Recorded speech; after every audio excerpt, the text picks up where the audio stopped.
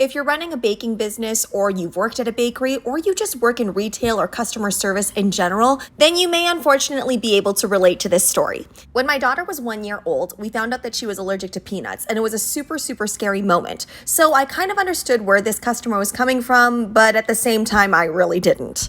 They were really panicked because they forgot to purchase cupcakes prior to their event, and we felt bad for them, so we decided to stay behind just to make sure that they could get their cupcakes in time. And it wasn't like this was the only order that we had on the go. We had a lot of other tasks to do as well. So finally, we get everything done. They come and pick up the cupcakes. They're pretty grateful for it, but then we get a call that asks if we are a peanut-free facility, and we weren't, so we had to be honest.